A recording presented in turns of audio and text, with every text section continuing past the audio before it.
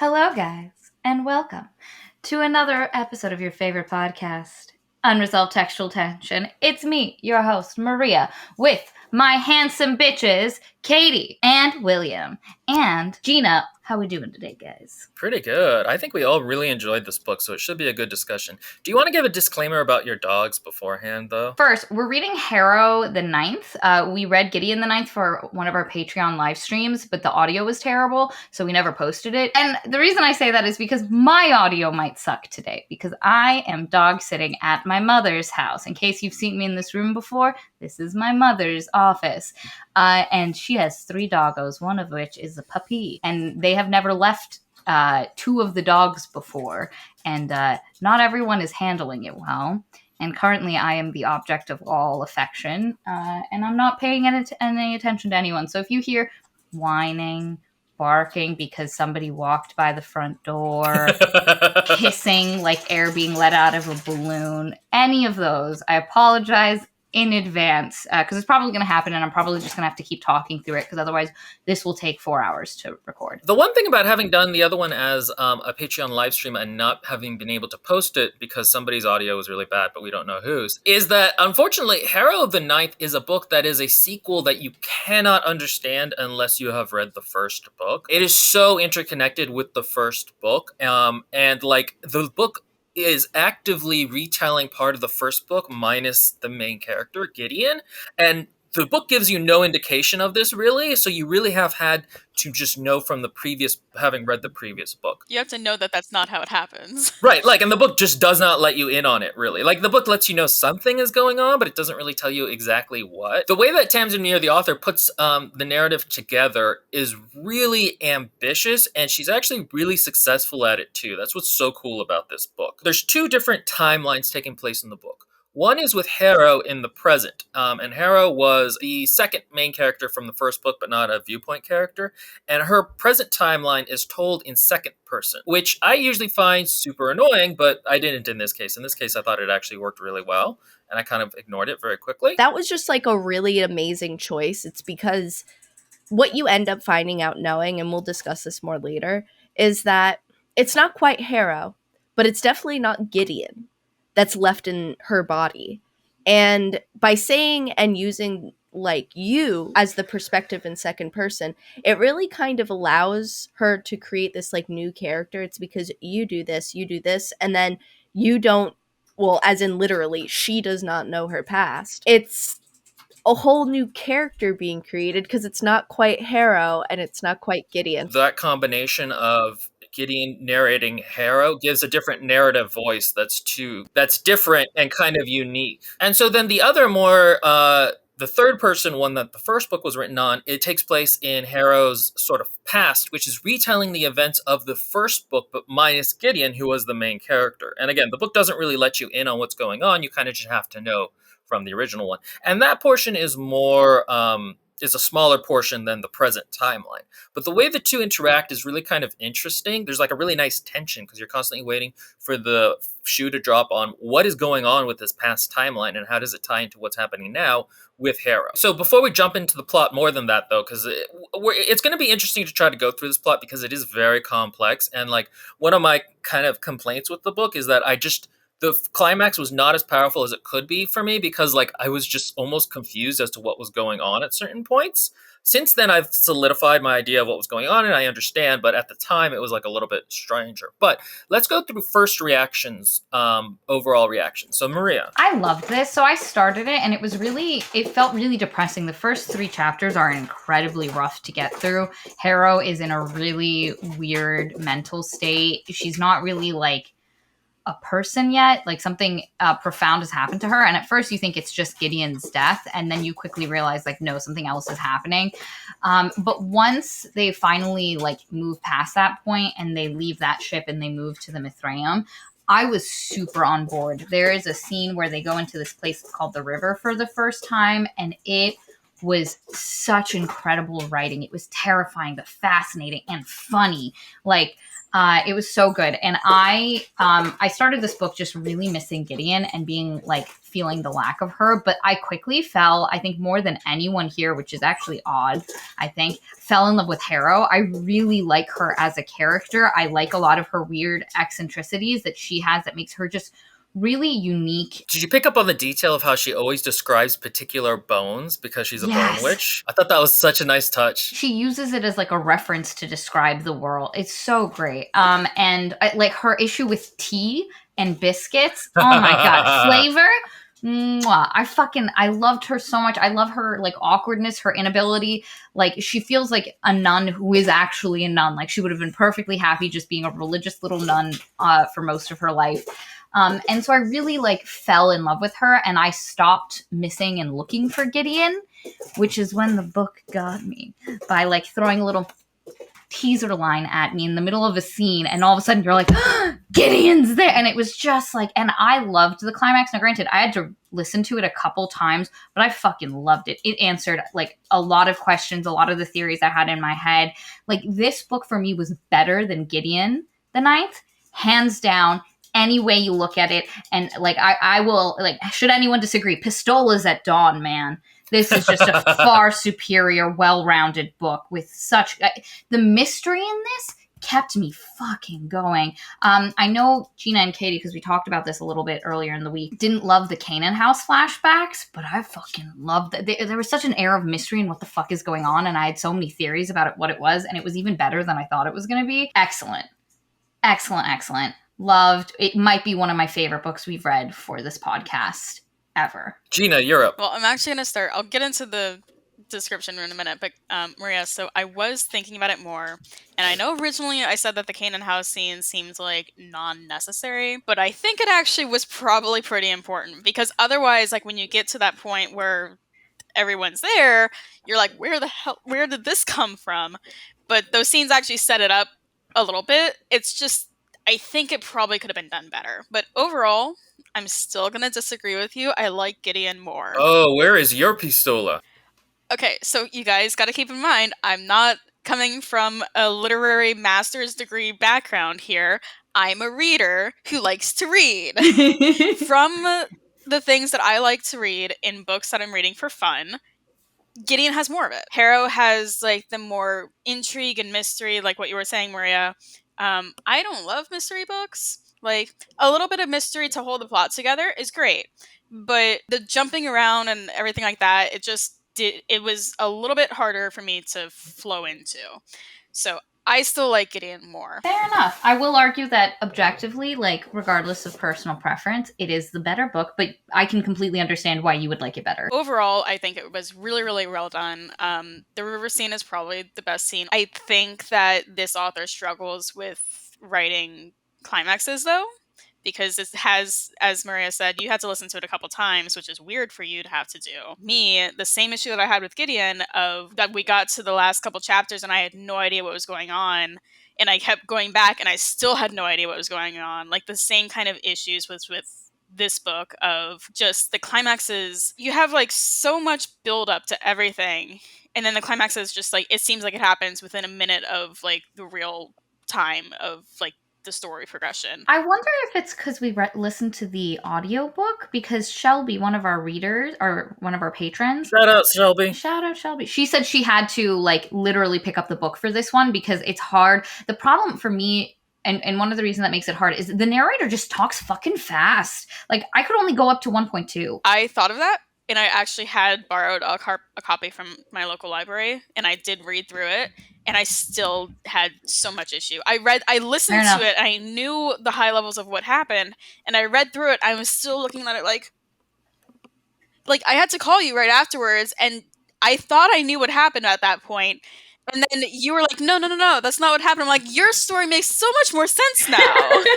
So I don't think that reading it would have helped me much. I love the narrator so much, I just didn't want to pick up. Shelby warned us and was like, maybe read this one. And I was like, no. The narrator is so fantastic, though. Their voices are just this perfect, like, British dark comedy, but at the same time gothic and genuinely creepy. It's so perfect. I could not just the narrator does such a fantastic job. And I think listening to the audiobook at when you get to that point, because like the switch from when it goes to like Gideon narrating the novel to like Gideon being the character you're viewing from, like that switch, the narrator changes her voice to Gideon. I'm like, It is so good. there are benefits, because I was like hopping back and forth between like audiobook and reading for this book, so I think there's benefits to both. Since this is such a contentious question, whether this is better than the first one, I don't think either one's better than the other one. I think they're both equally fine. Her reading skill in both is shown equally. In the second one, she gets to expand on her concept, which allows her a greater field of describing really weird things, so it gets better, naturally. I think both books are equally fine.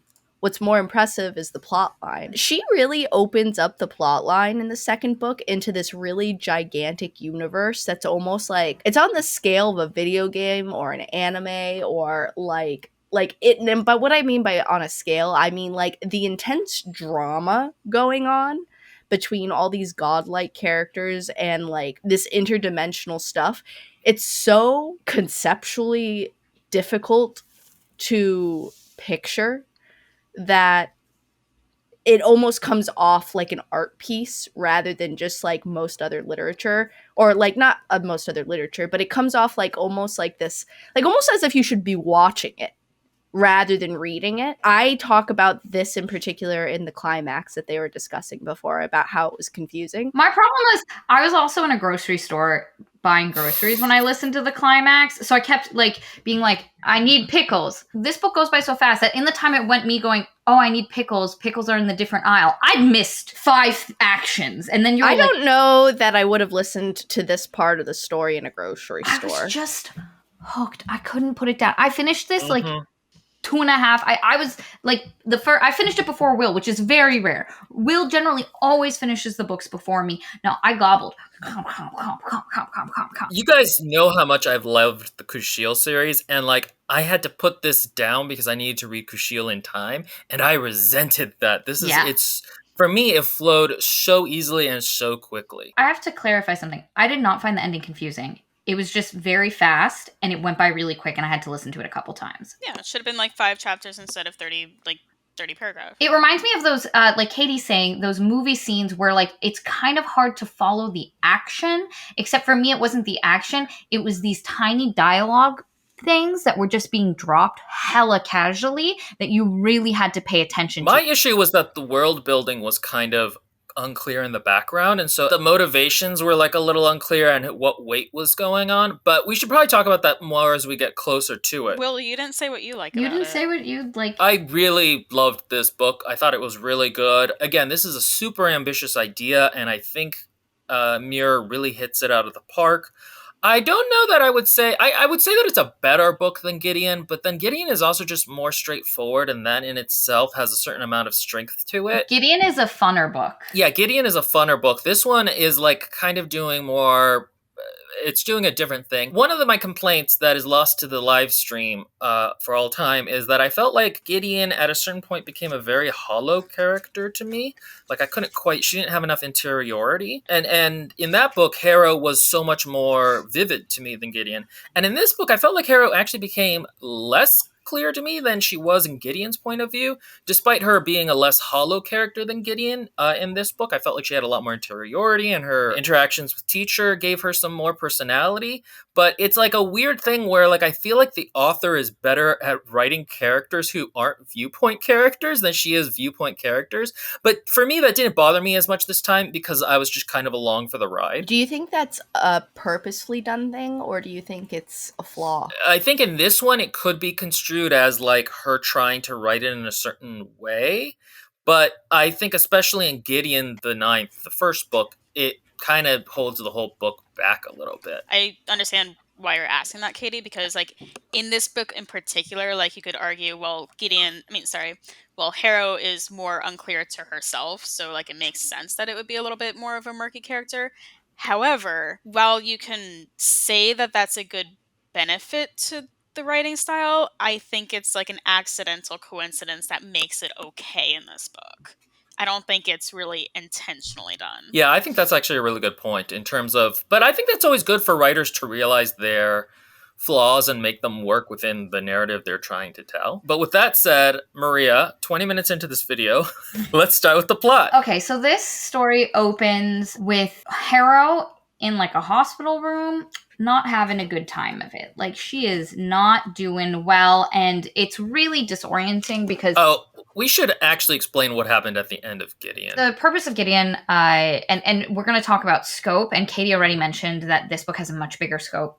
In that book, the entire purpose was obtain lictorhood for Harrowhawk, and Gideon was there to be her cavalier. Well, it turns out how you obtain lictorhood is your cavalier has to die and you use their soul as a battery for all of your magic for all time, and that's what makes you an immortal badass. By eating their soul. And Harrow was like, nah, I'm not gonna do this. That's very weird. And then Gideon was like, nah, the only way to save us or save you and get us out of this is if I spear myself on a fence pole. And she sacrifices herself very gallantly to save Harrow. And Harrow is forced to not like waste the sacrifice, ingest Gideon's soul. There's a beautiful scene where like Gideon like narrates picking up her sword with Harrow's hands. It's fantastic.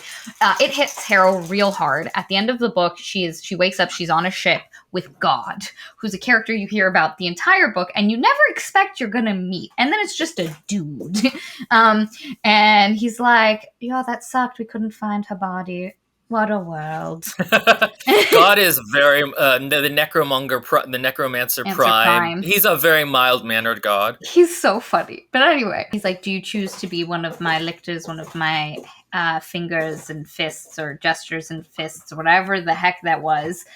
First finger, gestures, and fists. Yeah, will you fist the galaxy with me? And she's like, yeah, I'll do it, God. And that's where that book ends. And this book wakes up with a Harrow doing significantly worse than the Harrow you just last saw. And you're like, what happened? Yeah, God is generally God, the Emperor, Teacher, or John are like the four things he goes by in this book. So just bear in mind that's what we're going to talk. We're also probably like, you really do need to have read the first book to understand this book. So there are things you're going to just not quite understand if you haven't read the first book in our summary. It's just too hard to make a little asterisk each time. But yeah, so we start this book with finding out that Harrow's just not doing good. She's not really a person, like Maria said earlier. She's kind of trying to recover and it's not working well. She keeps waking up and not knowing what's going on. And there's a body. So she's in a hospital room and she keeps talking about this body that nobody else noticed. And you're just like, what the fuck is that body? Is this in your head? Harrow, have you gone fucking insane? And she calls it the body. Too, which is creepy. Body. I think all of us had the same first reaction where you're like, is this Gideon in her head? Oh, but it's not, because eventually you get a description and you're like, Gideon was no black-haired, pasty-eyed, dead-looking thing. What is this? Like, and you're really confused about it the whole time.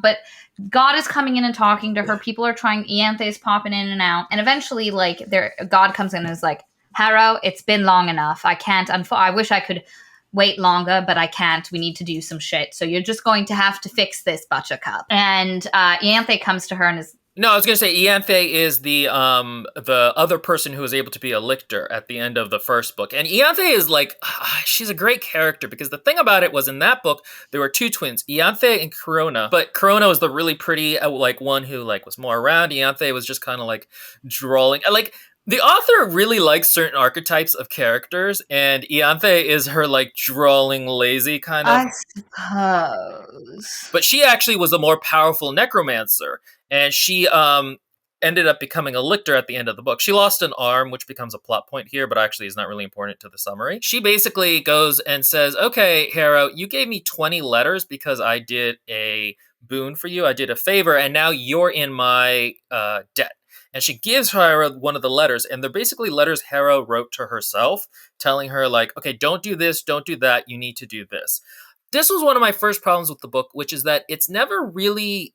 I didn't quite understand why Harrow trusted her own letters so much, and why she followed her own letters so much. She just kind of does, and she never really questions it, which I felt was like a bit of a leap for the character, and is one of the things that made her feel a little hollow. Like I was saying earlier, there's a little bit of a disconnect between how bold and striking and colorful the dialogue is, and then that isn't really followed through on the inner narration. This is one of the reasons why when we see a little bit more of Gideon later in the book, and she's in first person, like I was like, oh wow, Gideon feels like such a more striking character in first person than she did in third, because her voice is coming through so strongly. I think for me, I took it as a nun, Harrow is very, like, there's certain tenets that she follows kind of religiously, especially since she did the terrible awful of going into the tomb, looking upon what was in there, and then her parents committed suicide, and she's kind of lived her life like just following all the rules, doing all the things, and attempting to do things as correctly and perfectly as possible. So it actually made sense for me that, like, confused Harrow would look at, because, like, the when she reads the letter from herself from the past, it's way more confident than she currently is, because she's in a weird mental place and you're not sure why. But the other important thing about that letter is she talks about the working. She was like, Anthe helped me with the working. There's several things you're going to have to, like Will said, like, you have to do to make sure that the working keeps working. And immediately as a reader, you're like, oh, Harrowhark made it so that she wouldn't remember Gideon, and that's what the working did, and you're not really sure how she did it. And she gives her like 24 letters. Some are like, if you meet Camilla Hecht, who this Harrow thinks is dead, and like all of these random, like, crazy letters. And from there, you get introduced to Mercymon, who is one of the lictors that has been serving God for like 10,000 years. And she's a hysterical character. I really loved her. I pictured her as a bruised banana. I pictured her kind of like as a really put together, like almost like a Karen, but like beautifully presented, but like complaining all the time. One of the things I liked is that she kind of has like a plaintiveness to her, or like a pickiness and a prickliness that, like, you could see, like, okay, this person has been alive for 10,000 years or however long, and it has really made her personality kind of eccentric Obsessive, and odd yeah. and sort of almost, obsessive. And I really liked that as like a little bit of a world building thing. But basically, she's going to be like the teacher of Harrow, and her and God are going to go and take Harrow to this other system place. Before that, though, we find out that up until this point, we've known that there are 9 houses, and that the Necromancer Prime is the ruler of them, and he brought back these houses from death. And what we find out here is that there are actually other worlds, and that not all of them actually like the Emperor. And I wish this had been explored more. And by explored, I mean just basically explained a little bit instead of through inference, because one of the big plot points in this book is the plot to kill the Emperor. Like, the whole book is counting down of 10 days until the Emperor is murdered, type of a thing. And, like, to me, it was not, and also it'll become a plot point, other people who are against God. And so, like, to me, it just was not quite clear what is happening, because in the first book, I had just thought the 9 houses were it for humanity. That's one of actually my biggest complaint for this book is the pacing. First off, the amount of information that is thrown at you at the end in the conversation Maria and I and everyone was discussing earlier could have been better prepped and therefore easier understood in a more, like, fun fashion rather than frustrating one. If that concept that Will just said, the idea that it's a bigger universe and there's other things going on and it's not just straight up the 9 houses and a undead dude for the king, it would have made it a lot easier to understand. Also, it kind of weirdly, like, it works in her favor as shock factor in certain scenes where you see something you weren't expecting, such as the hazmat suit on one character and guns at some point. That was my biggest problem with Gideon and this book, is it's never explained why everyone uses swords when guns exist. I cannot stand it. It is my biggest problem with this series as a whole. I have theories. I don't think guns are normal in this part of the world.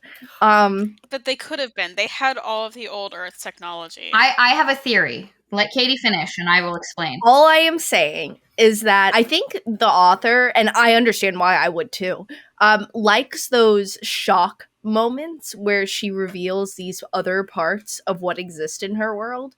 But the problem with that all the time, because honestly it is an all the time mechanic, is you get this, where you get frustrations because you're like, wait a second, what are the rules for this place?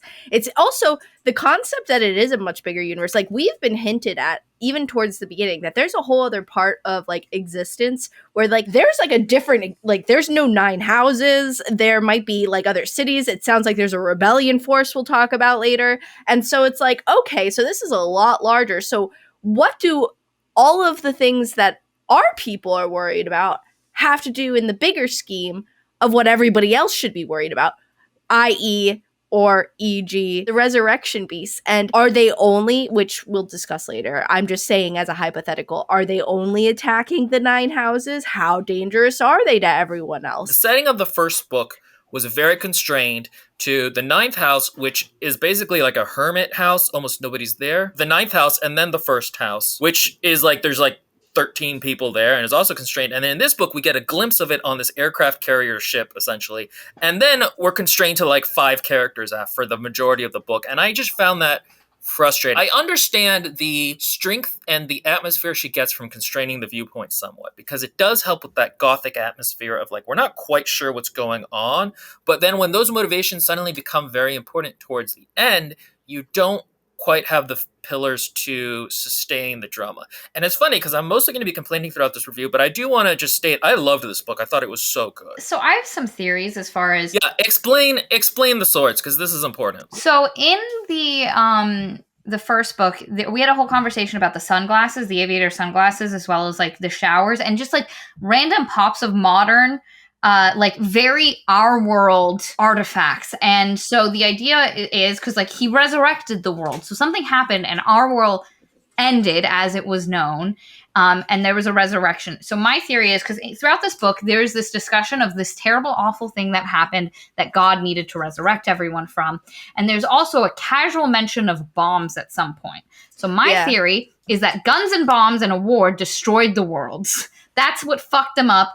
God then resurrected them and now has a distaste for guns. And he was just like, swords, motherfuckers. We don't fuck with guns. That's why the other surviving humans who were not part of the 9 houses that got blown up still use them, because they're considered normal weapons. Here's the problem. Guns will always trump swords. So that makes sense in terms of an interbiome of the 9 houses and a gentleman's agreement of not using. But you don't need necromancy. You don't need guns. Well, but then why did they even have normal troops? They're not fighting. Those frontward forces aren't fighting that rebellious force with guns.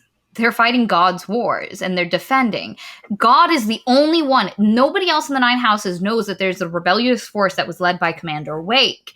God knows about them. Harrow had no idea they existed. Pause real quick. What is up with her name, by the way? What was the wake me up inside weird moment? Again, I think she's a remnant of human society. So, like, there's 2 branches of humanity. What came out of the 9 houses, and then what was humanity separate from the 9 houses that continued and never had a resurrection. The other big thing to know is that not only are there human force fighting against the Emperor tells Harrow about what he calls the resurrection beasts, which is basically these massive eldritch horrors which are slowly homing in on the Emperor. And basically what they are is they're the ghosts of planets that arose when the Emperor reincarnated all of life. They were like kind of the cost of it. The Emperor can't handle them. He's lost like 9 lictors fighting them. They've never actually really even truly able to kill them. They just bring them into the River of Death, which was very Sabriel to me in terms of like the levels of the river being levels of death. And he sucks them down into the bottom, and that's the most they can really do to handle them. And the river is something that we see next, which is that's how he and his lictors travel through space immensely quickly, is through submerging into the river, which are where all these ghosts are, and then they come out in the physical world somewhere else. It's a very Warhammer. He goes into death, and that's what happens next, which is that they go through that to get to the Mithrium, which is like their house. And Harrow is actually pretty chill about being in the river, which is one of the reasons that you know something is going on with her and Gideon, whereas Ianthe starts freaking the fuck out, like she can't handle it. It's such a great sequence because it's so creepy, and like you can kind of hear God and Mercy Moore talking back and forth about what's going on while Harrow is sort of disconnected from it. It reminds me of like if you've ever watched like Sully or one of those videos of pilots handling crashes where they're just very calmly talking right until the end, working the problem even as the ship is like falling apart. It kind of reminded me of that. It's a great sequence. What it is for me that got me about that sequence is that like Harrow starts like freaking out a little. Like Ianthe is like immediately freaking out. Harrow is having a completely different where like she separates from her body and she's not supposed to. And so there's literally this point where like God's like, oh God, she's separated from her body. Mercy, stay. Don't touch that button, Mercy. I'm gonna go fetch her. And he like physically has to take her soul and put it back in her body. The other thing that you are dealing with in this scene is all the like 200 dead babies that fueled her as a necromancer, and she just sees them all around her in like piles. And so she's having this like existential crisis and like facing this thing that she's already very guilty. It's this really horrific scene, but then you have God's commentary in the background, like Mercy being like, I'm gonna push the button, and he's like, don't you dare push that button, Mercy. This is a really good example also of the descriptions. I mean, honestly, every like turn in the book there's like amazing description, but this part was really, really good for a horror moment. That was the bodies that they talked about, the babies, they're described because as they submerge into the river, she can literally breathe underwater. And it's not really so much water as it is like, I guess, spiritual juice. She's in the cabin of the vehicle that they're in, and the bodies are like floating in front of her like ice cubes, and she's just like this, and the bodies are going places, and it's a really great scene. Basically, the structure of the novel after this point is that they find out that they can't leave the Mithrium, I think what it is, and there's a resurrection beast slowly coming towards them, and they got 9 months. Well, they can. They choose not to. Oh, is that what it is? So God has explained what resurrections beasts are, and there was a question somebody asked, and I will answer it. Resurrection beasts do not affect the rest of the world. They only chase God. The reason God never goes back to the 9 houses is because if he does, then it will fuck with the 9 houses. And he is the thing that turned them into these monsters of misery. I fucking can't stand how awesome that is. It is. It's so like good. That is a sick I loved it idea. too. And yeah, the that was a great explanation, idea. when he's like, what happens when somebody dies suddenly, unexpectedly? She's like, a remnant appears. And he's like, well, a resurrection beast is the remnant of every single life form that was on the planets I destroyed to be able to resurrect everyone else. And you're like, holy shit! The necromancy like is cool because it connects to like a real biology in an interesting way. So like at one point Harrow harvests a planet, and what she's harvesting is actually like the microbacteria on the planet. It doesn't even have any like large life forms. And she'll talk about like cell growth and stuff in like a really interesting way. So God explains that there's a resurrection beast coming. They're doing a funeral. They meet Augustine, who's the other lictor who you're going to get real close with because he's around for a lot. There's and then at the end of the funeral, this dude comes in whose name is Ortis. His name isn't actually Ortis. He's like, number 7's here. He's come to, he's found us. He's like 7 years early. That's how he speaks. They basically have the discussion of they can run, because normally what they do when a resurrection beast is coming, because they're really hard to kill and they always lose someone, is they run.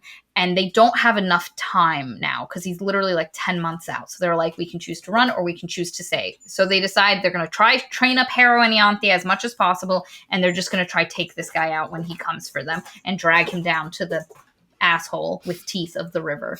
The stoma. As a placement marker, it's because this wasn't quite clarified. Just as far as where the plot has gone thus far, we had Harrow in her madness at the beginning. They get on a ship with Mercy Moore, God, aka Emperor, aka John, and Ianthe, and then they go off to Mithraeum, and then they're there, and that's where the funeral is that Maria is discussing right now. And it's a funeral for Kizarea, who was the lictor at the end of Gideon that Harrow killed. Well, Harrow and Gideon killed. This book makes me want to go back and listen to the Kizarea parts because, like, she had turned against the Emperor, and now you have a little more context for it. So I'm actually kind of curious to understand what she was talking about more. Me too, because she still loves him, and that's the great thing, especially at the end. Like, they still love this man, but they're very angry at him. But anyway, so basically, from this point on, the book splits, where suddenly you get flashbacked into a Canaan house scene that is very similar at first to what happened from Gideon's point of view, and it's literally like them when they arrived at Canaan House and Tisha being like, okay, everybody, here are the rules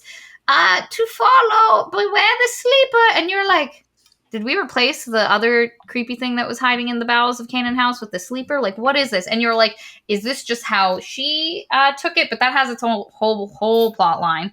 And then you get Harrow on the Mithraeum training, interacting with the other lictors, getting multiple murder attempts against her life. So we've got several characters here. We've got Harrow, of course, which we don't need any introduction for. We have Ianthe, which we also need no introduction for. Then we have Mercy Morn, which has already been introduced. And then we've got Augustine. Augustine is the saint of patience, apparently, which just is supposed to describe how their cavaliers were, is whatever scent they are of them. And he's kind of like this big, hella dick-slinging, like, cigarette-smoking, smart-ass being, Trigun feeling. Trigun is really, because he's got this detachment to him, like, with everything. He's kind of like, you know, I'm so old, all of you are children, but like in a very tired, funny sense. Versus Mercy Morn, who's just irritated and constantly think Harrow is like 2 years old. Her age descends as the book continues. Yeah, I thought that was hilarious. You start at 13, and then like 12, then 9, then 8, and then at the end of the book, she's like, she's 2, John! Yes. And then we have Ordis the First, which is the saint of duty, and he's like really weird. And there we go. I mean, I agree. He is very weird. The main things that are happening through this is there's in the plot line in the Canaan House, there's the mystery of what's happening. Is this, and because in the beginning you're like, is this just how she experienced it? But with the addition of, because the other big thing is Gideon is not here in this iteration. Ordis, Noniad, the guy who gets blown up in the ship that Gideon wanted to take to get off the planet at the beginning of the first book, is there instead. And so you're like, okay, this is the version Harrow has constructed. And there's a point where you're like, how much of this is fake because she needed to insert Ordis, and how much of this is like what she experienced in Canaan House? And so, like I said to Will, I think it's like an interesting retelling, but it ends up being more complicated than that. And the conflict there is there's this creature called the Sleeper, who is a person in a hazmat suit with a gun who's just blown off people's faces left and right. So that's what's happening in the first, like in the Canaan House timeline that's happening. And then in the other one, like I said, it's Harrow trying to become a lictor, because the other thing you discover is that Harrow cannot fully be a lictor. There's a couple of key things she cannot do. And you as a reader are like, okay, this is because she separated herself somehow from Gideon and she can't access full lictorhood. And what it is that when you go into the river and you separate your soul from your body, your cavalier is supposed to take over your body and protect you. So if anyone should attack you during those moments, your body is defended. Harrow can't do that. When she leaves her body's just fucked and just left to its own devices. And she has to, and the problem is if she puts wards up around her body at that time, the minute she leaves her body, it loses all ability to hold any necromancy. So her wards just fail. There's no way. And so that's a huge fundamental flaw. And everybody talks about her like she's going to die the whole book, because they're like, oh, to defeat the resurrection beast, which they also call RBs, you have to go into the river and you're going to die. The heralds are going to get you. So it's her dealing with that. And also like she has become significantly more powerful, and so she was already a really fantastic like perfectionistic necromancer before, and so her discovering like the extra things, but also solving solving why Ordis the First continuously is trying to murder her all the time. And it's a really great scene. The first time he murders her, Gina and Katie and I were talking about it at dinner the other day. She's been training a lot with Mercy Morn. Mercy Morn is a real bitch of a teacher. Harrow's really good, but you know, Mercy's like, you're an infant and you're going to die. And she like talks to Ianthe, and Ianthe's like, yeah, I made soup. It doesn't taste like anything. And Harrow goes to eat the soup. So she's tired. She's ready to go to bed. And it's just her in the dark. She doesn't even turn the lights on, eating tasteless soup. Tastes like salt, as Ianthe said. That's the only flavor you have to worry about. And she gets stabbed through the middle by a giant-ass spear, which is what Ordis the First, he has his cavalier sword, but then his offhand weapon is a spear, and he just stabs her. She, like, uses her, like, necromancy bones to, like, shove it back out, stitch herself up. It's the first murder attempt, and everybody, like, realizes that this is happening, and God is like, Ortis, don't do that. No, good sir. And it really fucks with Harrow. She gets really paranoid. The other thing that is happening is she is pretty certain Kithurea's body is fucking moving. And it's hysterical because there's little lines of dialogue where one character is like, stop moving Kithurea's body. And the other character is like, I'm not moving Kithurea's body. I think it's this other character. And the other character is like, I didn't touch the body. I wonder who was who. And you're like, is Kithurea's ghost still there? What's happening? Who's like, why is it moving? Because you're with Harrow. And there's just this beautiful buildup in both of the both of the story arcs that are happening of tension and fear. Because like when she was like, Kithurea's finger looked like it was like slightly out of place, I was immediately freaked out. And so there's just this beautiful buildup of tension. During this period, you do get a sense for Harrow's character that's actually really nice. So, like, especially through her interactions with the Emperor, like, you get a sense that she really wanted a father and a parental figure, and she really values it. And also for her, it's, she's talking to her god, so there's also that aspect of it. And she wants forgiveness for, being the death of 200 kids, being her creation. And also, she went and looked in the tomb, which is also not something she should have done. And it really gave Harrow a certain amount of angst that I think really helped make her more of a real person in certain ways. Though again, I feel like she's a little hollow and uncolorful compared to how she was in Gideon. Side note, so she could open the tomb, but in theory, only he should be able to open the tomb. She scratched up Gideon's face that morning. Remember, there's that scene where she literally scratches, so she had Gideon's blood on her hands when she opened the tomb that day. That's why she could get in. Because she had been trying for like a year. And she couldn't get past it. But then there was that whole scene where Gideon told her, like, she made fun of Gideon for something. Gideon really went at her. It was the day. And so she scratches up Gideon's face, and that's why she does it. But God, because she confesses her sin of looking in the tomb to God. And God's like, oh, Harrow, I don't know what you're thinking of, but it's fine. Oh, the other thing we have to address, the body that is following Harrow around this whole time is the body that's in the locked tomb that is never supposed to get out. So you're immediately like, something's got the fuck out. And it's just living in Harrow's brain. And you find out that when she was young, for the first year after she opened the tomb, she saw the body that whole year. And she fell in love with the body. And it's hysterical because later in the book, Gideon calls it your dead girlfriend. And it's great. And so the body is just hanging around and will randomly interact with her and say things. And almost like in defense, there's a point where Ortis the First is going to kill her again, and the body's like, wake up. And she has to wake up. But she's in love with the body. She is actively in love with the body. The other thing, talking about what makes her a great character, is she has a lot of weird eccentricities that I really adore. She can't do strong flavors. She thinks tea is the worst thing on the planet. Biscuits are too much. Eventually God learns this and gives her plain crackers where the only flavor is salt. And she nibbles on those. And there's this beautiful scene. She tries making a blood ward because again, Ortis is trying to kill her all over the place. And she's in the bathtub. She's made some bone wards all around. And she's like, good, I can just take a bath. And then Ortis gets her in her bathtub while she's naked. And it's a really violent, visceral scene. And she does not feel safe after that because she realizes he sucks necromantic magic. He just takes it in. He's like a sponge. And that's what all of her wards are based on, is because there's two types of powers, thalergy and thanergy. One is life force and one is death magic. And she primarily, as a bone necromancer, uses the death stuff, and he just sucks that in. And so she realizes she cannot protect herself from him in her room, so she can't sleep. So she doesn't sleep for 81 hours. She decides during this period, because God was like, you should get a hobby. Why don't you try cooking? So she learns how to cook. And here comes, I feel like all of our favorite scenes. Yeah, it's such a great scene. Perfect sense of irony, too. So she starts learning how to cook. She finds recipes, and then one day they're all going to have dinner together, and she makes a soup.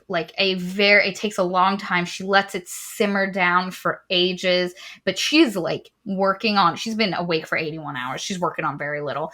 And then they're sitting there and she's struggling to stay awake. And people are like, hey, it wouldn't have been a good soup if it wasn't watery. And this writer does this really beautifully, where she'll describe something that's she'll give you narration of a scene. She'll go into the next scene. Someone will make a comment, and then she will give you previous information from the other scene that she didn't give you the first time. And it's fantastic. She does it pretty regularly, and it makes it really snappy. And what it is you see Harrow make the soup.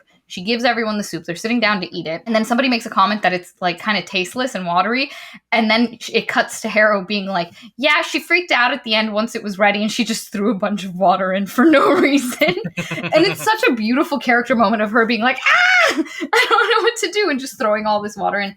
But anyway, someone's like, what did you put in here? What meat went in here? And she's like, oh yes, this is the important part. I need to think of this word. What is this word? And she says marrow. And then all of a sudden, this bone construct just grows out from the back, like just through the middle. Chestburster xenomorph. Oh my God. Through Ortis the First. She used bone from her tibia to get marrow, and she put it in the fucking soup. So everyone is all unintentionally a cannibal. Ianthe is not pleased. But that's how it was the only way she could figure out to like kill Ortis. But God says stop. Everything stops. He makes Harrow like not kill Ortis. God knows Ortis is trying to kill her, but he's like very pained and like, okay, guys, don't fight. Specifically, don't kill anyone at the dinner table. Like, that was his complaint. Not that she tried to kill him and almost succeeded, but that it was during dinner. Also, in general, it's because he doesn't want either one of them to touch each other, but he's not ballsy enough or decisive enough to make a command of some sort or make a decision. This timeline has the least amount of, like, as far as, like, really things to focus on. The important thing is Kithurea, she sees Kithurea's body moving. She sees Ortis making out with Kithurea's body. Well, and the other thing to know is that Mercy Morn and Augustine are, like, plotting something, and they don't quite know what. And there is a scene that's hilarious because I was just about to do it. I was just about to say. Independently had the same reaction.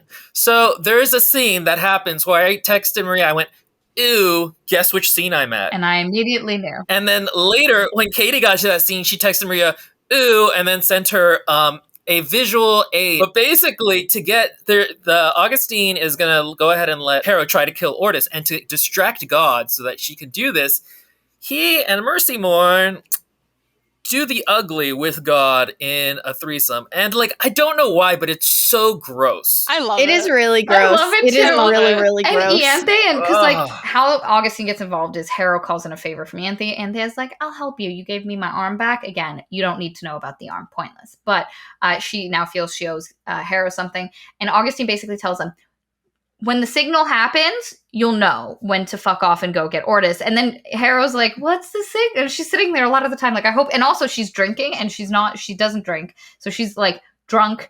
And then all of a sudden, like, Augustine and Mercy Morn hate each other a lot. And so God has been for years wanting them to reconcile. So how they like prep the doing of the nasty is they like fake reconcile. And then all of a sudden, like, they're kissing God, or God makes a comment about Augustine's mother being a fox. Like, it's just real weird. Oh yeah, I forgot. That one cavalier was the hottest, and God's like, not as hot as your mother. And you're like, I forgot. And then like they start making out, and then like God and Augustine are making out, and Mercy's kissing someone on the neck, and Ianthe and Harrow are like, and Ianthe's like, I think this is the signal. And Ianthe is like, it should be illegal for old people to have sex. It's hilarious, and I agree with her. But anyway, the reason I'm going to mention this scene is because, like, that scene is great. It has no actual bearing on the plot. It actually does, in terms of what happened in the past. Yes, that is true. So she goes to kill Ortis, but when she finds Ortis, she realizes somebody's already attempted to kill him, and it's Kithurea's body moving around kind of like a heavy zombie, and Ortis is now in the incinerator, and Kithurea's like body is about to press like the incinerate button. And in that moment, Harrow like is looking at Ortis, and she saves Ortis. She makes this massive sludgy bone construct that like goes in between the fire and Ortis and her, and she drags him out. And as he drags her out, he says to her, use blood wards. We can't break blood wards because it's the life force. We only fucks with the death one. And she's like, why would you tell me that? And then she also says, she goes, love, stop it. Like, I know you're in there. Stop whatever you're doing. And she touches Harrow's face, and you're like, the fuck? And then all of a sudden she's talking to Ortis later, and Ortis is like, I have no idea what you're talking about. I don't remember. Like, I have a bad memory. Sometimes I just lose bits of my memory. So you're like, oh my God, is Ortis also fucking possessed? Like, what is happening? And that sets up something that's gonna come up at the end. And again, basically, the whole thing is building towards the climax. You get that Augustine and Mercy Morn are upset about something, and they are plotting something that God does not know about, but has deep implications.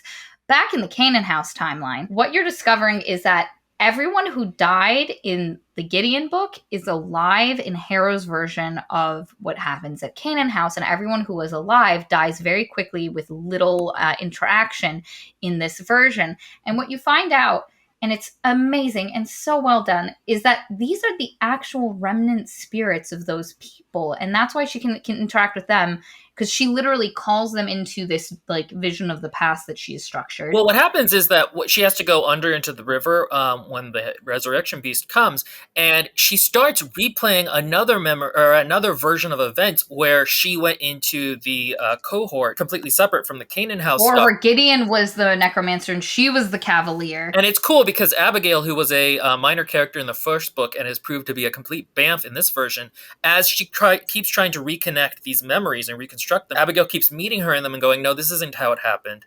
This isn't how it happened. And eventually that's what breaks her into seeing them. It's fantastic because you've had this whole time like a bunch of scenes where like they're trying to figure out who the sleeper is. They realize the sleeper is someone.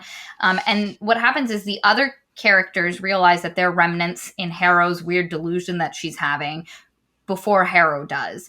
And it's great. I loved Magnus and Abigail, and I hated that they died so quick. So I was really glad to see more of them this time around. It was so fun that we got to replay some of those characters who died, because they really were such a great cast of characters. I was so upset when they died, like, so early on in Gideon. I was like, really? These are the people you kill off first? The best characters are the ones that you kill off first. Why would you do that? It's during these scenes in Canaan House that I felt what happened in the scenes themselves, like action-based or a lot of the description that took up space, didn't best utilize itself to make the plot go forward. I really, really loved all the parts where, you know, some type of item or some person would look at Harrow in those scenes and be like, is this how it happens? It's very classically dramatic, and it's really fun.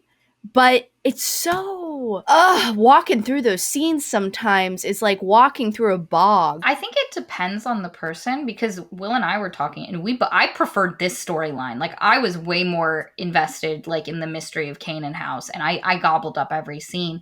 I can see why, though. It would be really slow. For me, they just weren't that long. Like, I think if we had spent more time there, it would have been a problem. I think at one point I did get kind of bored with Ortis talking about something. And to be fair, Ortis I also just love as a character. I love how aggressively uncool he is.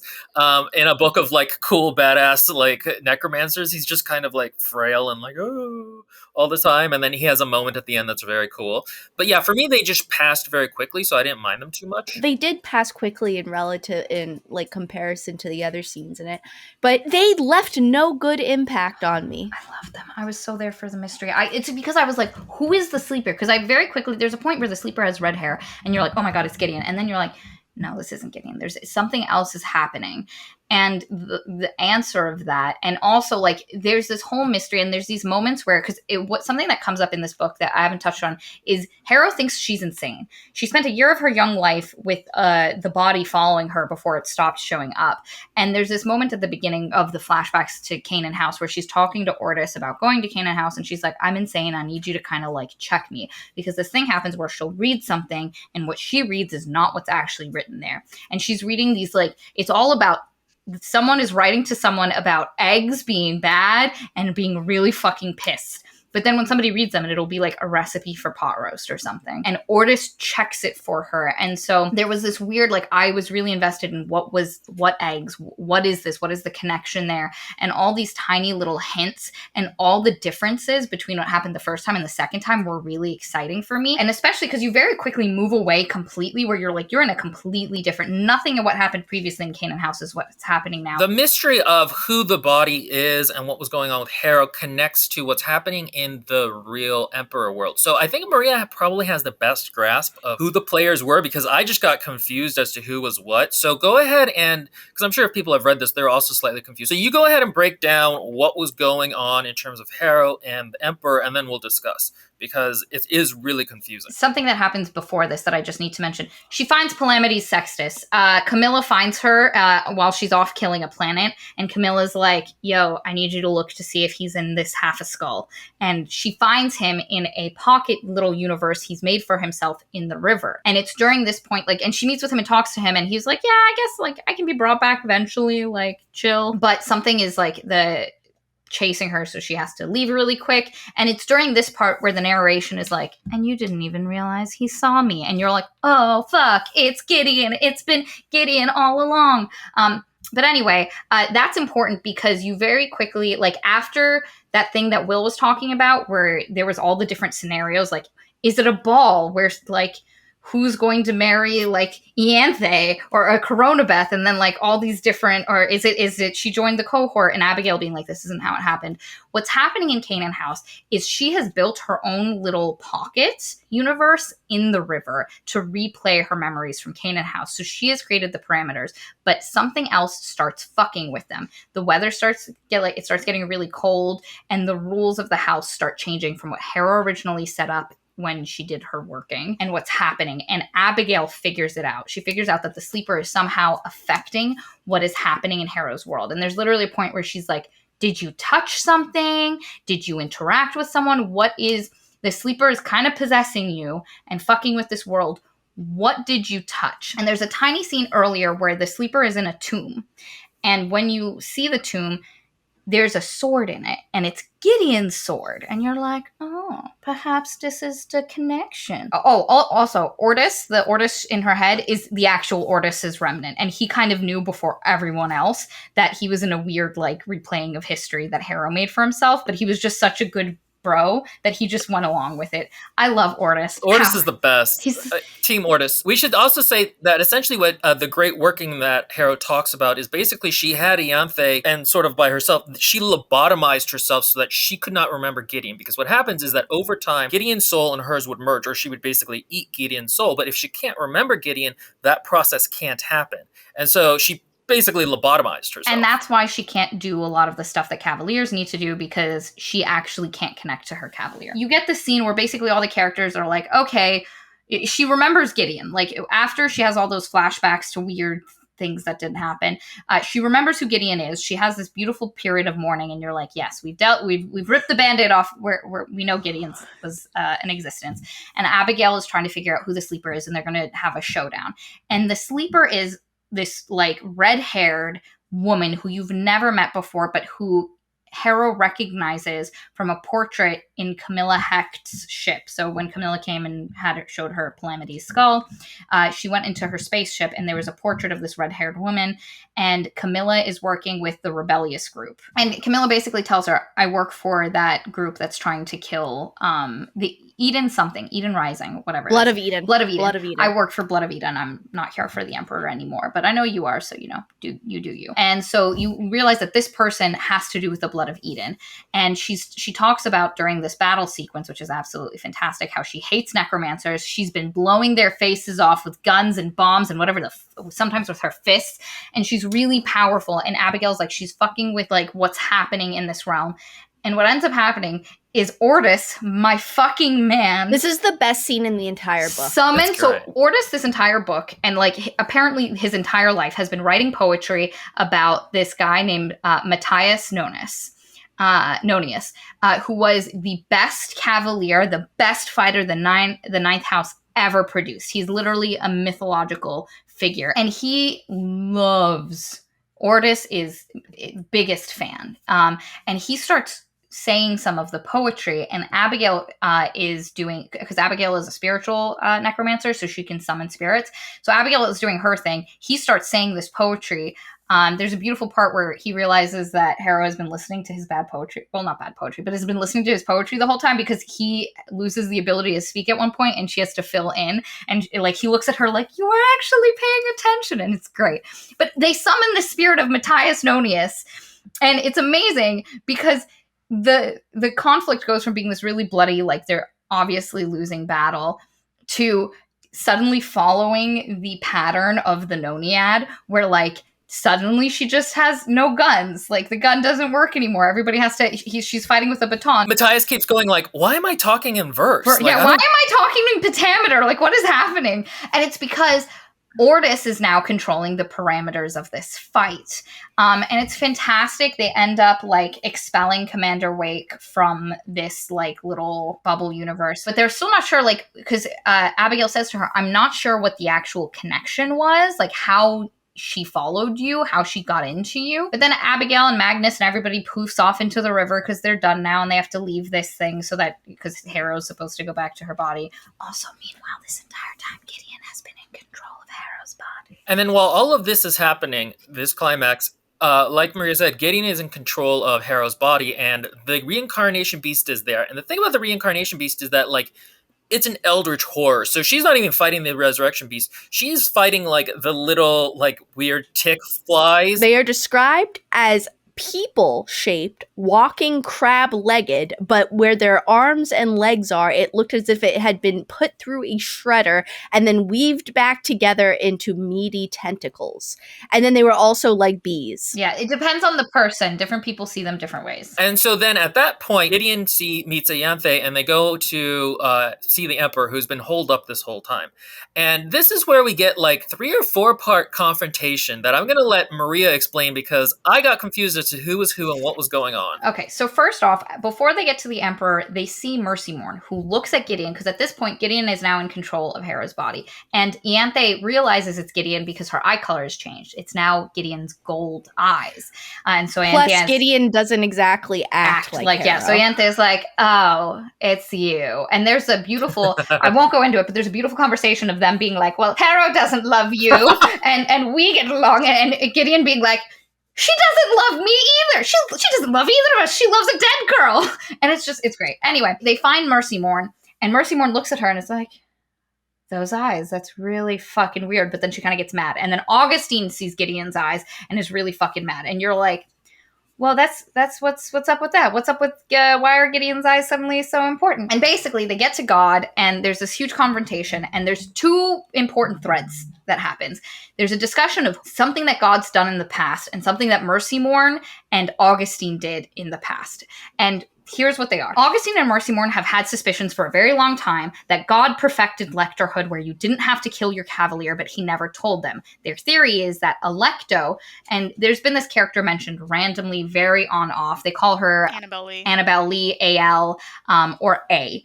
And in here, they use the term Alecto. And God mentioned A-L previously and said that, you know, it was someone very important to him, the first person he resurrected. But she was kind of a monster. And so he had to, like, put her down. And you kind of get the feeling that, like, maybe this is the person in the tomb, maybe? What Mercy Morn and Augustine think is that Alecto was God's cavalier, but somehow didn't need to die, and they'd been searching for proof. And what they needed to do was get into the tomb in the 9th house. They couldn't get into the tomb because of the stupid blood ward, so they made a plan with Commander Wake. Now, Commander Wake is the lady who is in Harrow's head fucking with that stuff, and who's the head of the rebellion group that's trying to kill God. And their plan was they would get some of God's semen and they would impregnate, like, these dolls that Mercy created, or they would make, like, a fetus in this doll that Mercy created, but the eggs don't work. The eggs that Mercy Morn provided don't work, and that's the flippin' notes that Harrow was reading in her. Yeah, the eggs were no good. The eggs were no good. I'm going to fucking kill you too. Oh, that's what that was about. It's Commander Wake being angry about the fucking eggs being bad. And so their plan was to take this, create a child of God who would have his blood, and then use that to open the tomb. But shit went wrong when Gideon the First, and this is where you discover that Harrow's working was so powerful that anytime somebody said the word Gideon, it changed it to Ordis. So Ordis the First has actually been Gideon the First this whole time, not related to actual Gideon. But we'll get how that connects. Him and Commander Wake had been having an affair. When she went off to do this thing and he figured out what was happening, he went to kill her because Gideon the First is God's watchdog. He is there to protect God no matter what. He's super fucking devoted. So he was like, time to kill my fucking girlfriend. So he's chasing Wake through the universes. She's getting close to the 9th house. He attacks her ship and it ends up crashing on the planet. And what she ends up having to do, because the eggs had been bad, is she impregnated herself. So you realize Commander Wake, the redhead lady who's been terrorizing Harrow, is Gideon's fucking mother. And then you also realize that means God is Gideon's fucking dad.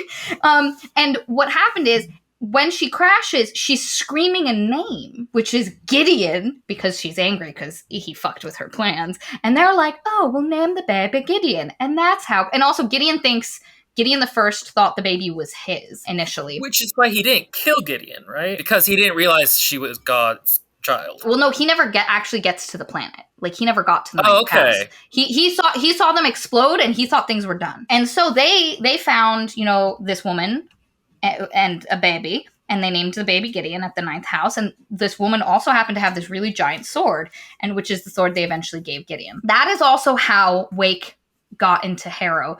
Wake was possessing her own sword. That's that. In case you didn't pick that up, that's how that happened. I feel like all of this could have been conveyed just a tiny bit clearer. A lot clearer. It could have been a lot clearer. These parts I got. The stuff towards the end, I'll explain that when things got confusing for me. I think some of this stuff, like the stuff with the eggs and the message or the sword, are cool Easter eggs that she didn't need to make clearer. What I wish she had made clearer was some of the background stuff, so the motivations made more sense. I agree. How this connects back to what Augustine, because Augustine and Mercy Morn were like, we don't need to get into the tomb now. We now have our answer. And what they realized when they looked in Gideon's eyes, and this is how this whole thing connects, is that Gideon's eyes are gold. Gold was the color of Alecto's eyes. God has black eyes. But they realized Gideon is God's daughter, which means if Gideon has gold eyes, God's actual eye color is gold. And so when him and Alecto did their perfect lictorhood, they swapped eye colors because they both had pieces of each other's souls. So seeing Gideon's eyes is all the proof that they need. They no longer need to get in the locked tomb. Fuck it. They don't ever need to open it. They've got their fucking answer. God knew how to make a perfect lectorhood. Their cavaliers didn't need to fucking die. He pretended to be sad. Well, I think he was genuinely sad. But they were like, you told us you would have helped. You let us kill them. We didn't need to. And they're really angry because a huge thing with both of them is they loved their cavaliers. Augustine's was literally his brother. And Mercy Morn is very close to hers, though apparently there's a whole drama between Augustine's brother and Mercy Morn's cavalier. One thing I will say is that I wish they had maybe or there had been an aspect of lictorhood where they were constantly reminded of their cavaliers, or they could feel their soul, or there was a constant torment there. Because to me, it was a bit like, okay, but it's been 10,000 years. Like, it's just two people. Like, I would barely remember those people. But in terms of motivation, I wish that had been a little bit more fleshed out. And so they're really angry, and there's a moment where Mercy's like, if you tell me you genuinely loved my lictor, I'll forgive you. And you're like, okay, Mercy's gonna move past this. And he was like, I loved her. I loved them all. I regret things all the time. Is it ever explained? I don't remember why he didn't bequeath them with that knowledge. No, it's not. That's the one cliffhanger. Yeah, one assumes there's some kind of a cost involved that he didn't, or something involved that because he otherwise is a pretty good dude. So you assume there's something involved that would have been bad. What my theory also is that's how he is God. The perfect lectorhood gives you this power that makes you godhood status. And you can't necessarily have 9 gods, but I think he got desperate enough that he needed people to live around him, but he also needed to be able to, because what happened was he collected these people that he loved, and at first he was powering them and keeping them alive. But then the resurrection beasts started coming. So he could not keep them alive for hundreds of years, which he had been doing, and fight the resurrection beasts. He needed people to be able to, number one, fight them. Yeah, that makes sense. Protect him, but he also needs company. God is a social fucking guy. So I think he had the lectorhood thing happen, and I also think he let them kind of stumble into it completely on their own in the hopes that it would make him less culpable for what he was doing. Yeah, that would be a really interesting motivation, that he could have done it, but he didn't want 9 other gods hanging around with his power. That's an easy write-off right there, just with that part of the explanation. And so that's what I think think what happened, I think God was just very lonely. He genuinely loved this people, but the resurrection beasts were coming. So because they all were at Canaan House for a long time, but then the resurrection beasts started coming towards Canaan House, and that's when they had to fuck off, because the resurrection beasts have existed since he resurrected the 9 houses, which was before they became lictors. I think at the heart of this is just a very lonely God, or a powerful man who wanted companions but didn't need the competition of other gods. Mercy's basically like, if you tell me you loved her, I'll forgive you. And he says this thing, and he is sad, and you get that there is like genuine, because again, he picked all of them to be his companions and live with him in Canaan House. So even the Cavaliers were people he picked to be like in his life. And so you get that there is a sadness, and she like hugs him, and then she just explodes his fucking body. One of the things that Harrow noted about her is that Mercy Morn has an incredible understanding of bodies, because once they become lictors, other lictors are mute canvases. You can't see where the heart is, because with normal humans, you have an understanding of the way their body is, but with lictors, there's an emptiness there. But Mercy Morn has such a thorough understanding of the human body, just as a concept, as an education that she has given herself, that she can literally like blow up one tiny cell inside you. Like it's masterful. And she just effervescent disintegrates God, and everyone's like, oh shit, you just killed God, what the heck? But during this, Kithurea's body shows up. What happened was Kithurea's body was already there, tied up on a thing. It was Wake inside Kithurea's body. Yes, Wake was controlling Kithurea. And they did a whole discussion, God and her, before anybody else shows up. Then everybody else shows up, and the reason we see all this is because Ianthe and Gideon are hiding behind like a coat rack or some shit. Gideon the first comes in or whatever and blows her head off. Except it's not, and this is the other weird thing.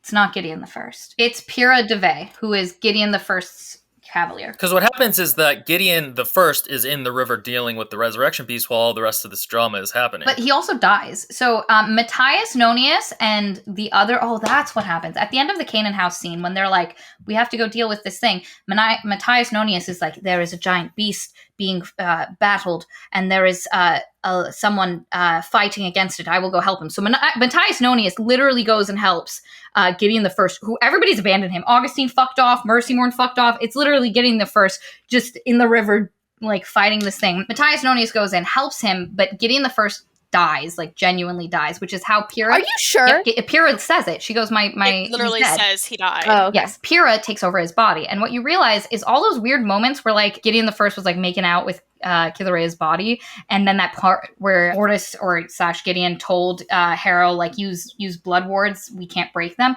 All of that was Pyrrha, because Pyrrha also has a fucked up lictorhood, or Gideon the First did, where Pyrrha de Vey was able to stay in a little pocket inside Gideon the First, and she would surface randomly. And what he didn't know was that Pyrrha de Vey was also having an affair with Commander Wake. But is also, and it's hysterical because Pyrrha goes from talking like Gideon the First, like in that raspy, very voice, and then once because she tells Gideon eventually, like, nah, it's been me this whole time. I blew up, and her voice changes. This is such a pivotal moment for me in the fucking book. Like, at this point, when God is dead, everybody's like, this is the end of the 9 houses. The sun that runs off of God, that fuels the 9 houses. I think it's our solar system. It's like all gonna come to an end, and Ianthe's like, oh my god, what has just happened? Everybody's gonna die. And then of course Gideon in the body's like, I can't even fucking keep up with this. And then everybody else is like, we will come to peace with dying with everything and going into the river and just everything being nothing. And then Ianthe's like, are you fucking serious? Like, what the hell? We're not going to do anything? And same thing with Giddy. He's like, she's like, okay, we're not going to do anything. And so you think, everyone's going to die. And then no, God reforms like a fucking badass. And he basically like controls everyone, so they're frozen. There's also the moment where he realizes Gideon's his daughter, and because Gideon's like, I'm fucking confused, and he's like, hi, fucking confused, I'm dad. And it's so like God has been making dad jokes this whole time, and it just comes together beautifully. It's fantastic. But anyway, God comes back and he is angry and he's throwing his power around. Well, the first thing he does is he's like, look, it's not, I wish it was that easy to kill me. It's not and so he just kills Mercy Moore, like right off the bat. She just like explodes or something. I forget how. Pieces of her, it's either God or it's Mercy Moore, one of the two. The description of their death is them being peeled away piece by piece by piece, almost like an outwardly blooming flower. That was God's death. And so he fucks up Mercy Moore, and she's gone. Everybody's like dust at this point between God's dusting of blood and Mercy Moore. Like, there's a red haze in the room. And he basically says, I'm going to give you all the chance to pledge yourself to me, and then I will forgive everything that has happened here. Everything will be copacetic, and we can, like, get back to dealing with what we need to. And he asks Gideon the First, who is Pyrrha Devey. Before he even finishes the question, the Pyrrha is just like, yep, nope. I'm loyal. We're good. I think he asked Ianthe first, and she was like, "Yeah, no, I'm gonna be loyal." But then he goes to Augustine, and he like goes through the whole spiel. I'll forgive you. Everything will be wiped away. It's fine. And this is one of the most moments where you can tell that God does love these people, and he wants that companionship. And he's like, "No, fuck you," and he like launches himself at God. And what he does, and it's the most like this was such a crazy fucking sequence. He throws the Mithraeum into the river, the entire thing. So normally when they go in the river, it's just their spirits. When they need to travel and go to point, they'll take a ship in, but like consciously. And no, he just removes the Mithraeum from the realm of life and just throws it into the fucking river. And it's really intense. And you got to be careful, because when you take your body in there, all of the spirits of the dead start trying to claw at you. They fuck off and they're dueling. Like, there's literally Augustine and God are like fucking grappling in the river, and slowly Augustine's trying to push God toward the stoma, which is the giant hole that is like that goes to whatever giant butthole with teeth and tongues. A butthole with teeth and tongues. Terrifying. While that's happening, Pyrrha Devey in Gideon's the First's body and Gideon the Ninth in Harrow's body are running. It's a fantastic scene. Also, can I say that Gideon's description of being inside Harrow's body and he's continuously apologizing, like, your finger's growing back, but I'd really like to apologize. I'm trying, but you're really weak. I told you, the one thing I told you to do was work out, and what are these limp noodle biscuit arms? I think one of my favorite parts is when Gideon first inhabits the body. He's like, I told you to lift weights. You didn't fucking do it. It's great. Gideon and Pyrrha are still in the thing, and Pyrrha's like, listen, we're in the river. I don't know what to do. We're gonna like drown. And Gideon's like, well, we have to do something. And so like Gideon like busts them out. There's a moment where she's describing almost dying. And then it cuts from her point of view. So the last thing you get from Gideon is that she broke a window and is now just in the river, not because the Mithraeum is just going slowly further and further down. So Gideon's like, fuck it. I'm gonna try swim. And that's it. You get this scene of Gideon like describing this and then cut. And then you go back to Harrow, and what you get with Harrow is she's having everybody else has left except for Dulcinea Septimus, who actually goes by Dulcie. And it was also great because in the last book, if you remember, people who read it, and for those of you that didn't, you meet Dulcinea Septimus, but it's not Dulcinea. It's Cytherea. She's kind of creepy. I loved Dulcie. I love her. Yeah. I love her. She's creepy. There's this point at the end where she says to her, yeah, Abigail wasn't able to tell, but there's something else. Like, there's something else that has a hold of you.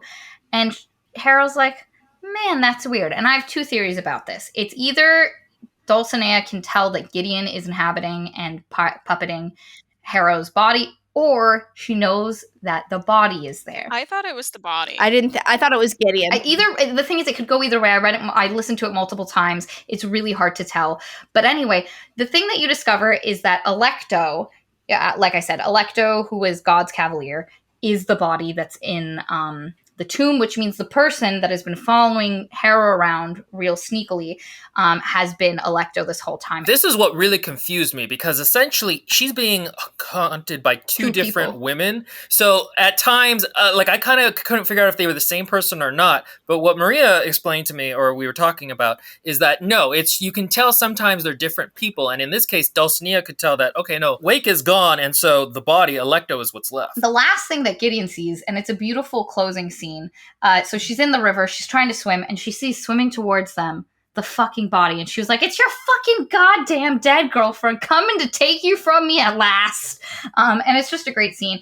But after Harrow has that conversation with Dulcinea fucks off. Everything that was around her changes, and she's suddenly in the ninth house. It's like the structure is all around her, and she's in the tomb, and there's the, I guess, stone casket, and she crawls inside it. Gideon's sword is there, and she like curls up next to it and she goes to sleep. Wait, you're forgetting. There's a titty mag in there too. Yes, there's a titty mag. Which is a Gideon thing. That's how you know that this is not like remnants of Commander Wake. It's legitimately her like with Gideon. And what I think this is Harrow has now gone into the pocket of her mind that Gideon was in previously. And she is just going to go to sleep, and Gideon's going to be in control of the body from now on until Harrow gets woken up. But the next book, because the epilogue, you get a brand new character you've never met before. That's going to be the point of view for the next book. And it's this character who's talking about her life. There's a lot of little things that happen, but without the context of the third book, don't make too much sense. But the important part is at the end of it, it's like a teenage girl type vibe, but in a world that feels like our world. Like people go to work. There's like she has a like Guns. depressing dystopian. And Camilla Hecht is one of the people taking care of her, and so is Palamides. And so you're left with this like, holy shit, now who's this person? What's happening? And if you look at the cover, it looks fucking great. On the cover, there's like a dog in the background. Nona's holding a gas mask. And it's just like... But the dog has like 5 or 6 legs. Yes, the dog has multiple legs. For me, it was a really successful... Because like the first instinct is to go, oh God, now I was just happy being in Harrow's head. Now we're going to have to go into another character's head. But I'm actually really excited because I want to see how all of these things connect back. She just did such a masterful job of connecting things that happened in the first book and like bits and pieces and like the twist of the Canaan house like structure and all of that, and like setting up that you meet Palamides in his little bubble before you realize that the Canaan house memories are all a bubble. It's just, for the level of mystery and the complexity of what she was doing, she does it really fucking well that I am super excited. Like, I know I'm going to have a good time. Like, I'm going to go in. I'm so looking forward to when it comes out. September. So two things. One, Shelby had a theory. What's up, Shelby? That basically what's happening with Camilla and Palamides is that they are now both Cavalier and Necromancer, but one hasn't eaten the soul of the other because Camilla's eyes are now Palamides' eyes. Palamides did say that, like, oh, you figured it out. You figured out the correct way to do this. And Harrow's like, no. And the other thing is that Dulcinea and Harrow really didn't want to kill Gideon, and I got the impression that there was a way that Harrow will not eat Gideon's soul while she's in that part of her mind, and so she's willing to wait and figure it out before she comes back in. So what I think is that Gideon is still going to be in control of Harrow's body until Harrow can figure out how to get out. The other thing that's interesting is that, and this is sort of spoilers for book 3 and 4, but kind of not. The thing is that originally the author was going to have this be a trilogy, and the third book was going to be from Electo's point of view. And the fourth book is literally called Electo. But she liked Nona's point of view so much, she decided to make her the third book. So that, I think, is going to be really interesting, because that's going to be even more people in other people's bodies. And, like, yeah, I am so excited for Nona the Ninth. We still have, like, 2 or 3 months to go. I know. But, like, this is, like, one of my favorite series now. And it's such a great setup that I'm so excited to see, because, like, again, when I started this book, I really missed Gideon. And I ended it, like, number one, I love when Gideon comes in. I love how she comes in. I am, like, super satisfied with that. I enjoyed Harrow. I would not change how that panned out. One thing I will say is that Gideon's part in this one was in first person, whereas in the first book she was in third person. And I kind of wish that it had been the first person in the first book, because we've talked before about the difference between first person and third person. And I feel like she would have felt like a less hollow character if it had been in first person in the first book. But it'll be interesting to see how she plays around with that going forward. For those of you that are watching this and are like, this sounds interesting, but now I feel like I've spoiled it. No, read it. It's again, so we've not covered enough to spoil. We did not touch so much. There's so much that Yanthe makes Harrow a dress. There's like a makeover montage. There's a gold skeleton arm. And the other thing is, you will actually appreciate the book more knowing the backstory going in and knowing what's happening with the characters. Yeah, I think this would be a great, like, on a second read through book. It's so good that I think there's going to be a lot of Easter eggs in the first book for the second book and vice versa that are going to be really valuable. And again, there's a lot of that weird stuff that happens with, like, God, the lictors that are, like, I mean, as you saw, of the 4 of us, we all had to look at it again. Some of us didn't, like I was saying things and people were going, oh, that's what that was, even now, while we were doing this. So, like, you won't get, like, I have spoiled nothing. Don't worry. Go ahead. Read it. Please do. If we missed something, go ahead and put it in the comments below for engagement reasons. Also, like this video and subscribe. Also, we did not mention it, but we have a Patreon. The first one of these, Gideon the Ninth, actually was a Patreon, and we did it was picked by our patrons, and we did it as a live stream on there. And again, we couldn't release it because someone, we don't know whose audio was really bad. But rather than that, you know, we've also done one called Black Sun, which was fun, and we did Jurassic Park just yesterday, or day before yesterday, which was also super fun. Go ahead and join our Patreon, support the channel, and we love you, our parasocial darlings. Mwah.